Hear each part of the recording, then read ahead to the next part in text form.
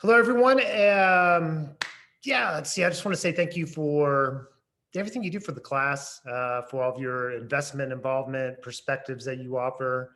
I mean, it takes all of us working together to make it all happen. So appreciate all of your dedication and all the work you put into things. This week, so yeah, the midterm is last week. This week, we're moving into examining social class. Ultimately, what the goal is to be able to connect, see the intersectionality of race, class, and gender. While we examine oftentimes, like the reading Deer Hunting with Jesus is predominantly focused on class. I mean, you can see class and race intersecting, maybe class, race, and gender intersecting in there as well. My goal is to help facilitate the connections and understanding connections between different parts of our identities and our lived experience, and then ultimately linking things back up to the model of the matrix of domination to be able to understand kind of through that analytical framework, understand systems of domination, systems of privilege, and all that kind of stuff. So today, or for this particular lecture, we're going to walk through some stuff about social class. There's a couple things that points, and I'll mention them as we go through some of the PowerPoints, some of the lecture, that I want you to talk about in your write-up, your summary for this week. So there are a couple things that I want you to kind of isolate. Most everyone's doing great on the summaries. So what can be a challenge sometimes is thinking about a theme. What is a theme? What constitutes a theme? What sort of looking for, no easy answer there, other than I'm looking for to make sure you incorporate content and information from the lecture into your discussion. So you have 4 points, whatever those points are, that you're incorporating definitions, terminology, content in terms of data, if it's there, into that particular theme or that particular discussion. So basically putting some meat on some things. So it's moving away from examples, illustrations, and personal reflections, and more on content should be the focus. Okay. So here, let me see, go to screen share I had just got done with the conversation we're talking about in a group talking about Isabel Wilkerson's book, Caste, and maybe I mentioned it before. It's a really interesting read about not only about race in America and history of race in America, but also her analysis. It's really that America is founded on a caste structure, and race is one aspect of that caste structure. And that gets us into stratification. I mean, gets us into class stratification. So when we're looking at stratification, we're just really talking about layering, right? Like, this is the Painted Hills. We're talking about sort of a ranking. We're talking about layering. All societies, there's some form of stratification. You could argue, or there's a perspective whether or not stratification is part of human nature or not. My perspective or perspective to offer is regardless of whether or not it's in human nature, and that gets problematic for a lot of reasons. If you want, we can talk about that in class. But regardless if it's whether it's in human nature, it's how we stratify, why we stratify are not natural. Those are byproducts of human experience and human conditions and human things. So, any aspect of trying to put it in the realm of natural, inevitable is fundamentally flawed because it does not address, those questions of, like, okay, well, race, there's stratification with race. Why race? Or, the degrees of stratification with class. I mean, why do we have certain degrees? How do we maintain those? Those are all important questions to investigate. I included a little picture here of Winchester. So in Deer Hunting with Jesus, he focuses on his experience in Winchester. That book came out in 2007. So I just wanted to, just an image of Winchester. You should look up some maps, see where it is. It's west of Washington, D.C. by, maybe an hour or so. I could be wrong about the distance, but it's fairly close to Washington, D.C., a good, strong working class community. And basically he's looking at the transformation of that community over his lived experience in time and sort of this move to more, the community more embracing Republican ideals and how to try to understand that kind of change. Okay, one theme I want you to talk about is this idea of sociology as empathy, and it's an important one. Sometimes I start the class off with this, but we're going to just bring it in the second half of the term here. So empathy is, here's a couple quotes just to kind of get us started. So there's one aspect of our experience of suffering that is of real importance, vital importance. When you are aware of your pain and suffering, it helps you to develop the capacity for empathy. So if we can tap into our own experiences, we can develop a capacity for developing empathy. That capacity allows you to relate to other people's feelings and their suffering. It enhances the capacity for compassion towards others. As an aid for helping us to connect with others, it can be seen as having value. And I like that quote from the Dalai Lama about, empathy is this sort of ability to imagine, to think, to build bridges between self and other, to humanize other people and their experience versus dividing and separating. It's moving towards kind of this place of understanding the struggle, the experience of different groups, whether marginalized or privileged groups in society itself. It's a way of humanizing social groups in our community. Maya Angelou, amazing poet, says, I think we all have empathy. We may not have the courage to display it. And I think that's pretty powerful. We have the innate capacities for empathy. That's built into who we are as humans.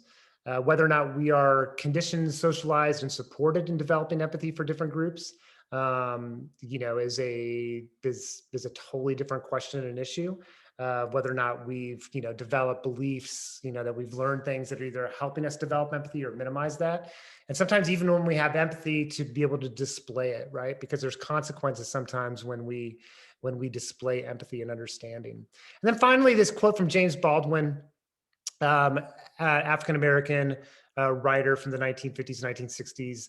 You think your pain and your heartbreak are unprecedented in the history of the world, but then you read. It was books that taught me the things that tormented me most were the very things that connected me with all the people who were alive or who had ever been alive.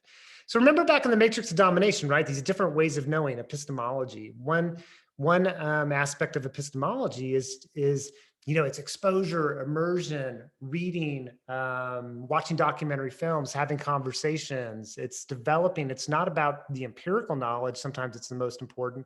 It's this other ways of knowing.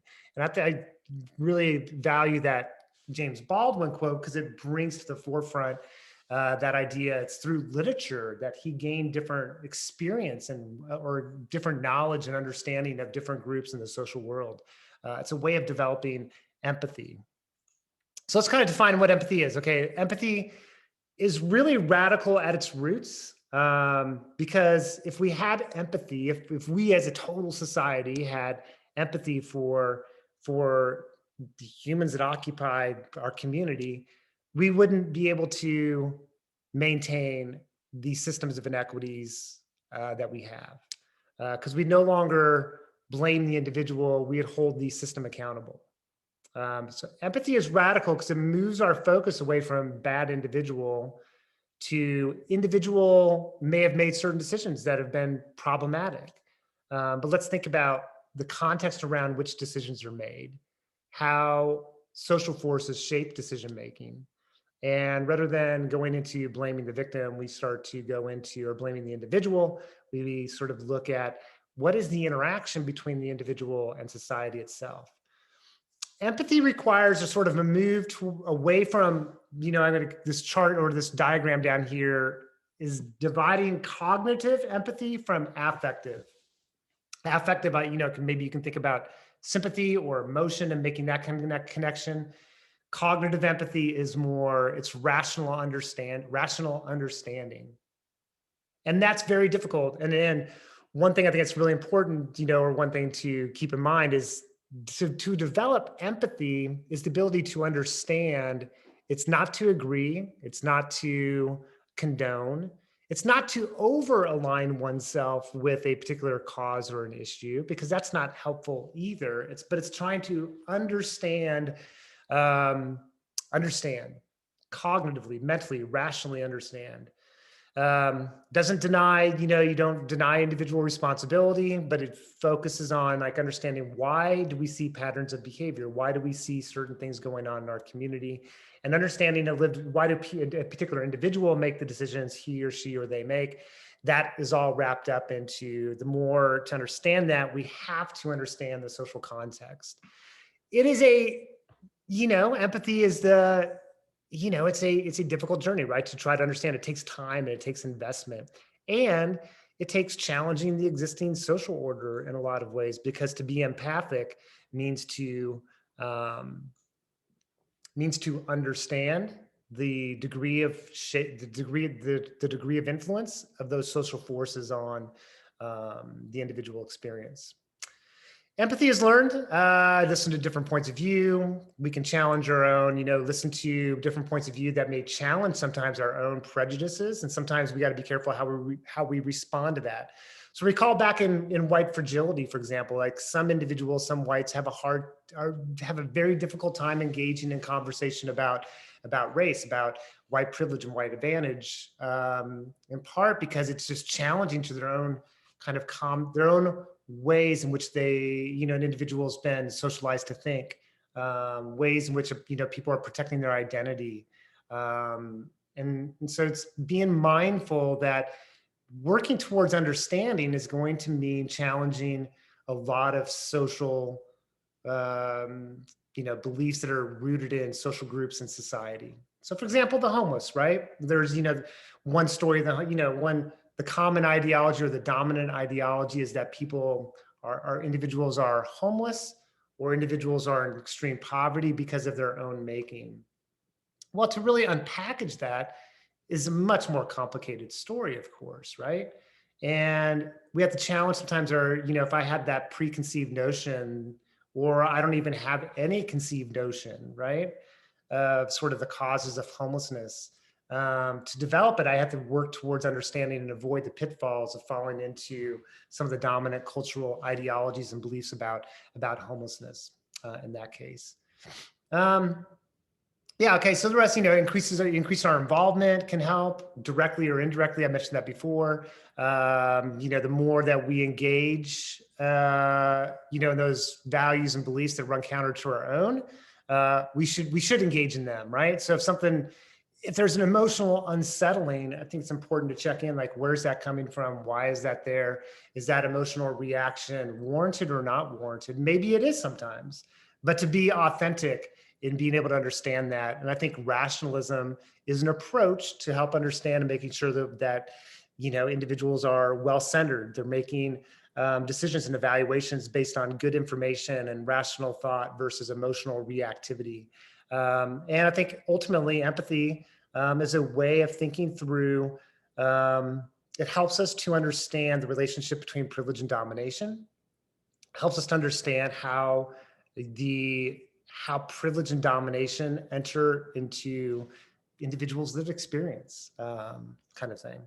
So here's a couple slides I think are just kind of, one way is I think a challenge to illustrate a challenge that we face in the United States. I can't speak of other countries in terms of residential segregation. I don't know. But in the United States, we live in residentially segregated communities, both class and race. And here's some data points on that. Okay, so looking at lower income and upper income households, we see that lower income households live in majority of lower income tracts, so living in a similar community in terms of class community. That's grown increasingly so over 30 years, and double the so for those who are in the majority upper income. So more and more of an issue growing up in a class insulated kind of an environment. I think about Central Oregon in that way, quite a bit. Think about the geography, the landscape of Central Oregon, where pockets of the community are in terms of class. What does that mean in terms of our social networks, the groups that we belong to, the schools that our kids go to, the athletic programs that our kids go to, all these different kind of things, right? And if we're not, it's important to develop empathy. We need to live in integrated communities where we're integrated along all kinds of different dimensions versus segregated upon these class and race and other dimensions. If we could look at it, this is just a chart looking at region by region, the degree of income segregation in residences. And overall, you can just see it's just like we're increasingly, kind of an issue, increasingly more and more part of the experience. This data point from Pew Research, I think is a really powerful one, and maybe kind of works to explain a little bit of why for some in the racial majority have a hard time understanding and developing empathy for other groups because they're so far removed from the experiences of other groups. And that's different than members of other racial groups, the racial groups mentioned here. That whites are the most likely of any racial group to live in a community of individuals of the same racial background.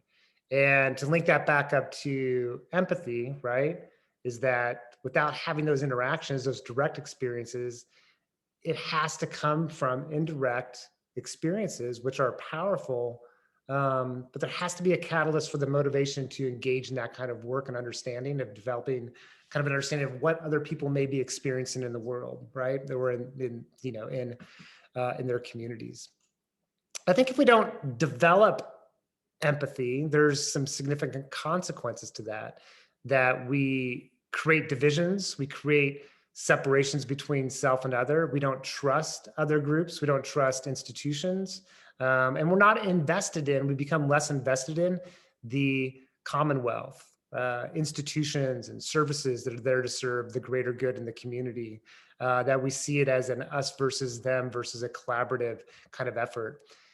Some of that consequence of empathy too, it reinforces all kinds of different divisions, and it facilitates maintaining the interest of those who are in positions of leadership and power. Empathy, as I mentioned before, is really radical because empathy moves away from, it forces us to reconcile, to examine the individual within context. And our cultural values put a lot of stuff on what's individual responsibility, not a lot of discussion about societal responsibility. Empathy, ultimately, if we're sort of unpackaged, why do people do what they do and groups of people do what they do? You have to bring in the social context into that equation. And that social context is going to disrupt kind of the system of domination and privileging and disadvantaging. Let me kind of clarify, it's kind of interesting, is sort of this thing about idealized and practice culture before we get into ideology. So one way of thinking about culture is we have sort of like the idealized form of culture. And this, every nation, every country has this sort of like, this is what we aspire to, our aspirational cultural goals.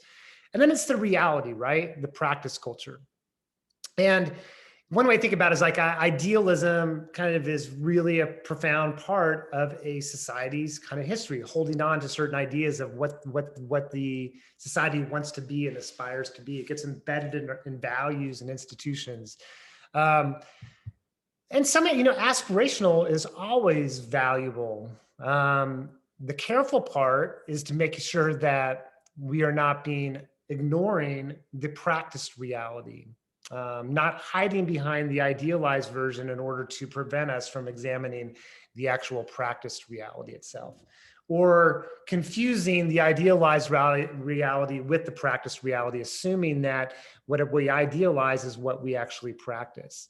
So if we just, if we adhere to the idealized form, just protects the system, reinforces the systems, and we should be critiquing, the idealized form, not to remove that aspirational goal, but to help to better ensure that we're actually practicing what we say we are about in terms of our values and our goals. And, I think one way to sort of do that is to try to understand, try to more objectively understand the social world, understand racism, understand classism, understand social inequality. The more we do that, we understand we can distinguish better between that aspirational goal or culture and the actual reality itself, right? And not be afraid. Like, I think we're kind of conditioned a lot of ways to run away from examining the reality of the world, right? We live in this, there's a great book I read a couple of years ago called Fantasyland, and it's about America. And America and our value and focus on kind of ignoring the hard truths and reality. And that's sort of deeply rooted in the American experience. And it gets, goes way back. And, we live in this sort of we want to live in this fantasy land, and we have a harder time addressing the real reality. And that's problematic. I mean, it's, you look at like, our body, if you look at our body, we had medical problems. We wouldn't want to live in fantasy land. We want to live in the reality so we can deal with the problems that we are experiencing, right? So apply that to the social body and say, well, if the social body is struggling, we'd want to examine it, understand it, so that we could actually repair it, make it better. Well, why don't we do that? Think back to the matrix of domination provides one reason why we don't do that. I like this example of thinking about idealized culture, practice culture, just sort of a cross-cultural comparison. How we define something like fairness. We believe, I think, we get raised and socialized into all kinds of different things, in any culture you grow up in. And we develop ideas that we think are just essential, like this is the only way to define it. Or we never really think about that there's other alternatives in defining something in a different way. In Finland, the idea of fairness could be different than in the United States, okay? I'll give you the example like of a speeding ticket. In Finland, an individual gets a speeding ticket. Their fine is based on their income bracket. This is not only in Finland, but other European countries do this as well. That the fine is related to your income bracket. The more money you make, the higher your fine is. From a strictly a deterrent viewpoint, I mean, why do we have a fine? A fine is meant to be a deterrent. It makes the most rational sense that your fine should be dependent upon your income bracket. A person made $100,000 should be paying more than a person made $50,000 if the fine is meant to deter, speeding. That idea of fairness is not inborn. Of course, we learn it. Culture is shaping that. Our view of rugged individualism, our views in terms of cultural views of rugged individualism, our views of how we view class, how we view individual achievement, all get down and sort of filter down into why we have a speeding ticket that we can't go to that place of by income bracket. We'd view that as being class warfare, but kind of in the opposite direction. We feel, a lot of our policies come out of these kind of things. What is fair? What is equitable? We have a different fundamental understanding of that. And part of it is about understanding America's history in terms of history and government and sort of the political landscape. I think, our history in terms of race relations are, incredible impact as well, that shape all these things. The Gini coefficient is the degree of inequality that within a particular nation. So the United States we are near the top. We are one of the more significantly stratified, economically developed countries, the gap between the top and the bottom. That's not by happen chance. That's not inevitable. It doesn't have to be that particular way, but it is, right? It is. So how do we maintain that kind of system of inequality? How do we maintain that viewpoint becomes the question. To get there, we have to go to ideologies. Ideologies are beliefs. Ideology is the lens through which we view the world.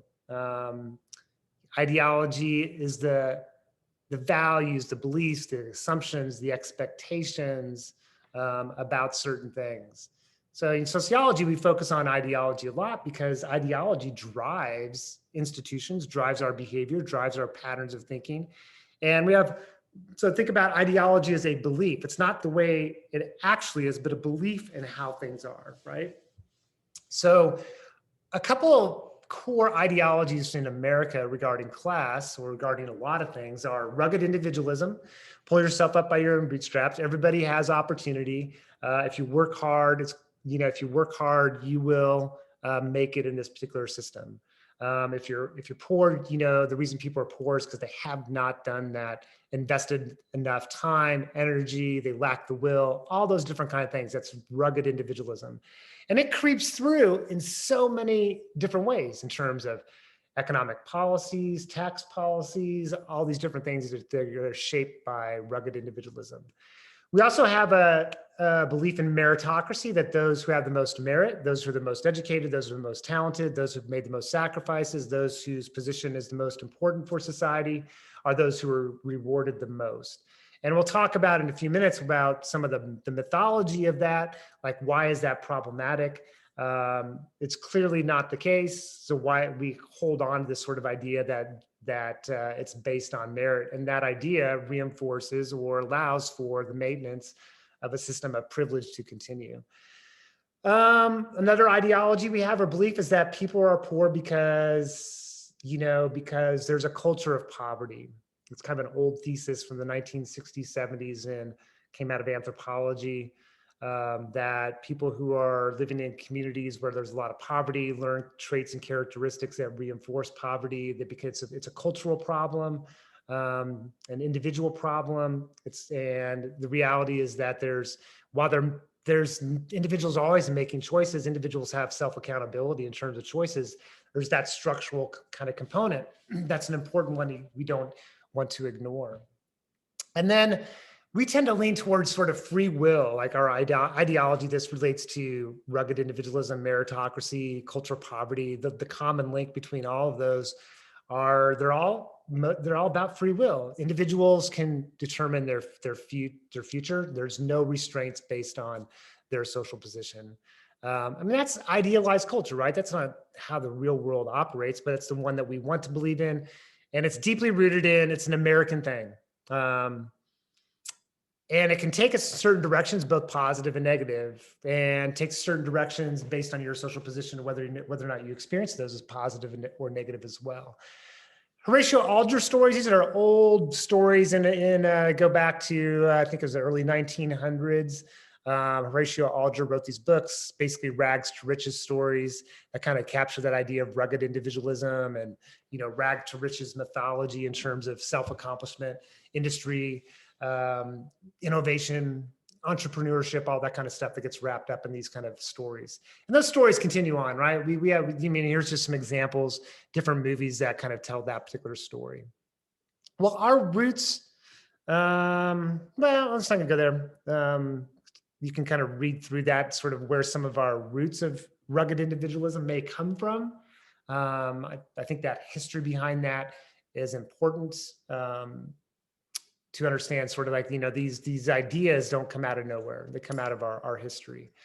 Let's talk a little bit about the myth of meritocracy. So meritocracy is the belief that, or a meritocracy is the belief that society is structured, ranked top to bottom in terms of who has the most wealth or income based on those who have the most merit. And I mentioned before, it's, those who have the most talent, the most education, the most skills, the most contributions, or have the jobs that are the most difficult, the most important for society, they get rewarded the most. Well, it's not that there's no truth to that, right? Part of it is, well, how much truth there is to that depends on your status. Male, female, individual in terms of their sexuality, individual in terms of their race, individual in terms of their social class position, region of the country. You just go on and on and on. So part of the degree of that, it's like, if for a white male who grew up in a middle-class community, cisgender, heterosexual, there's a lot, my experience has been, there's a lot of merit.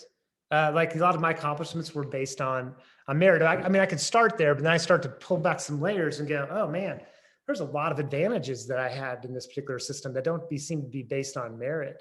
I was no smarter than anyone else. I had opportunities that other people didn't have. If I grew up in a different environment, different context, I don't know where I'd be at today.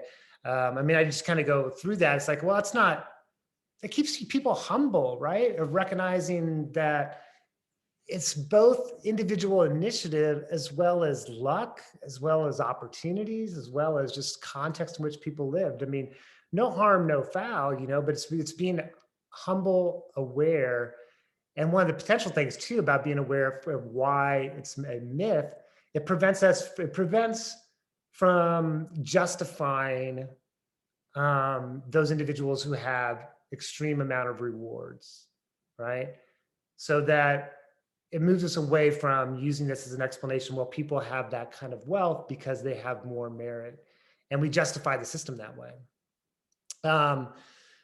Okay, structures, advantages, those with resources, even those that seem neutral. I think, college, I think, and go back to that first bullet point too, I guess, inheritance and wealth and unearned advantage.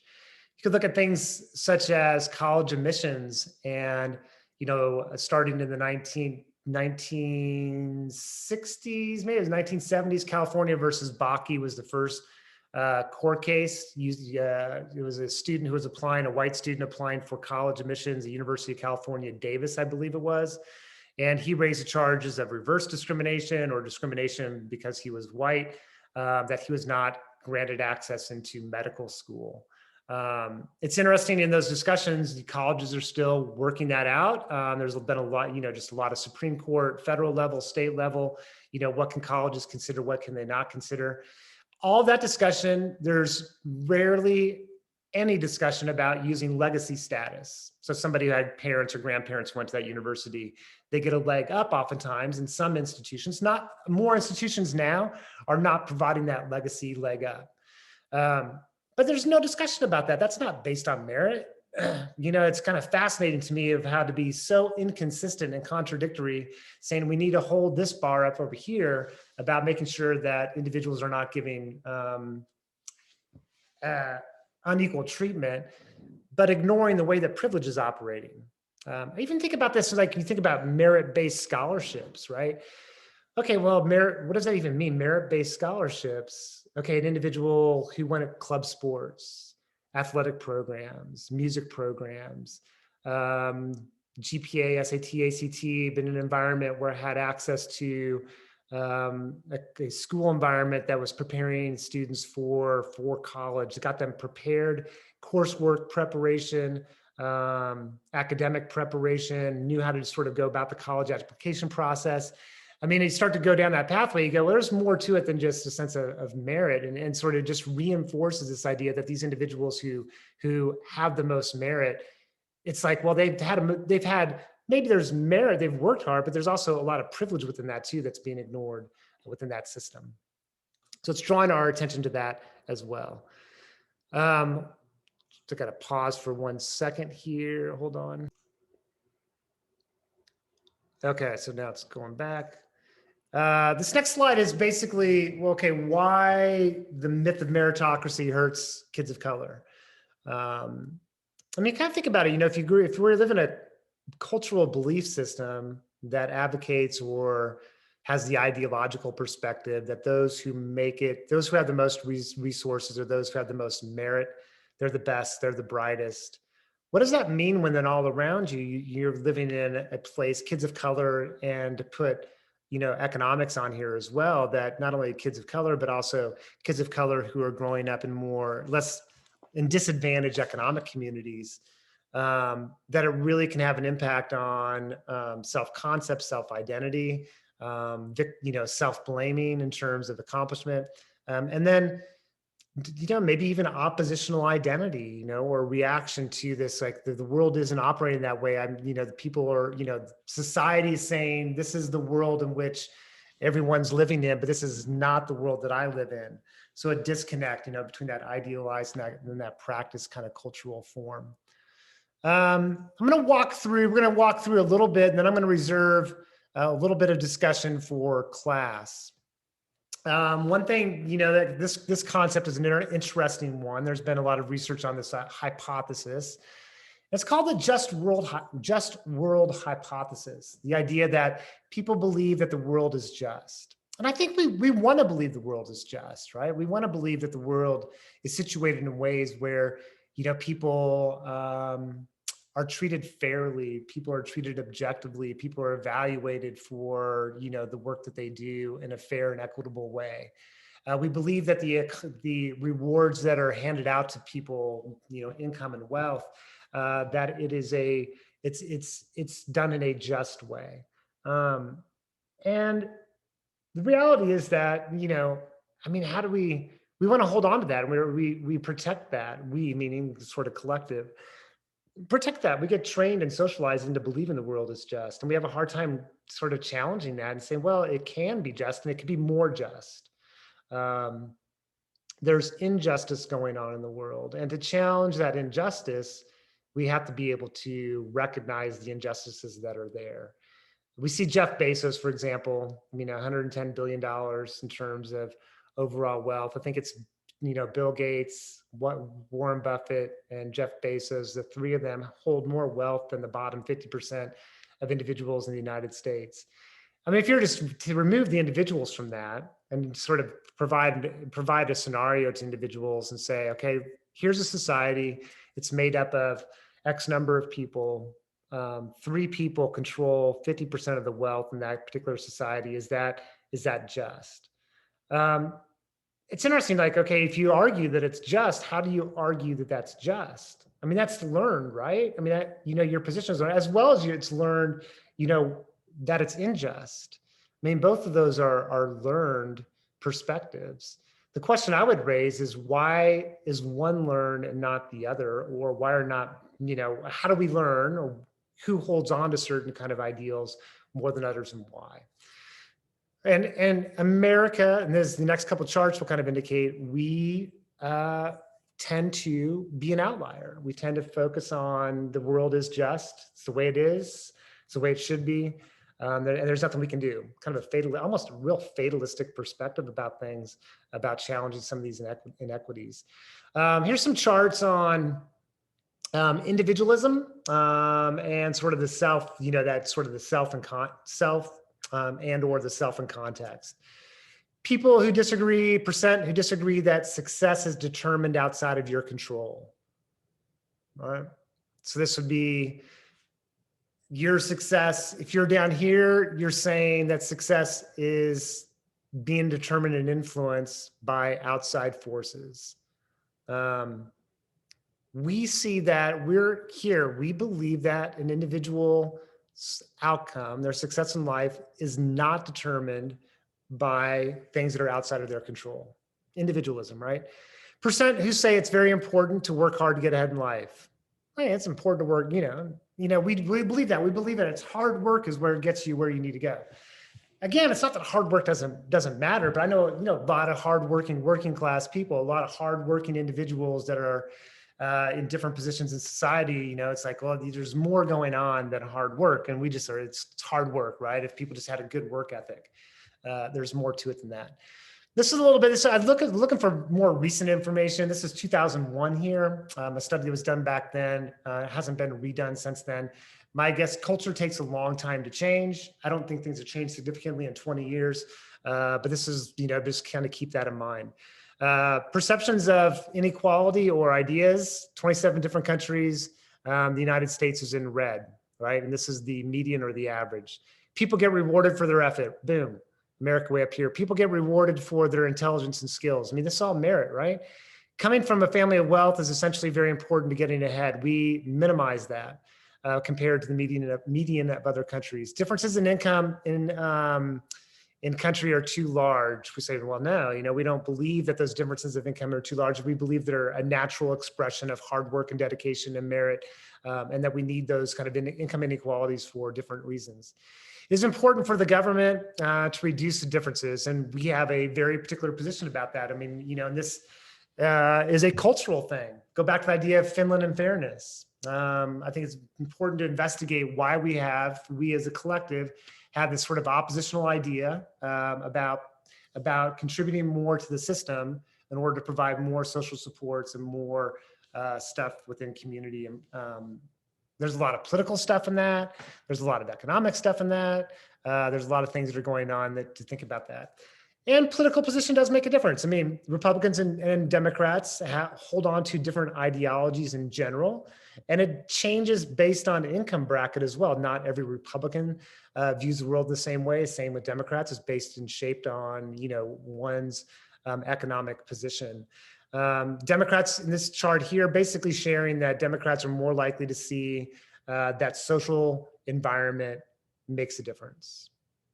I would add here too that Democrats tend to support empirical method, investigation, and science more than Republican positions as well.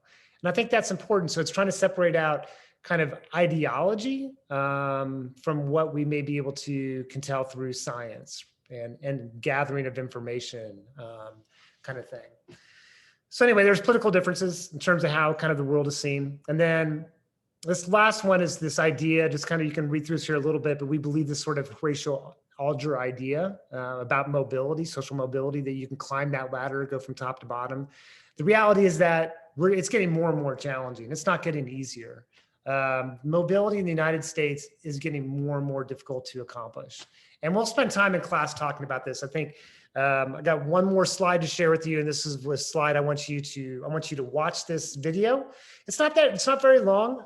There is a cuss word in the first 10 seconds. So if you want to pause, just go through that. It's Chris Rock in a stand-up routine.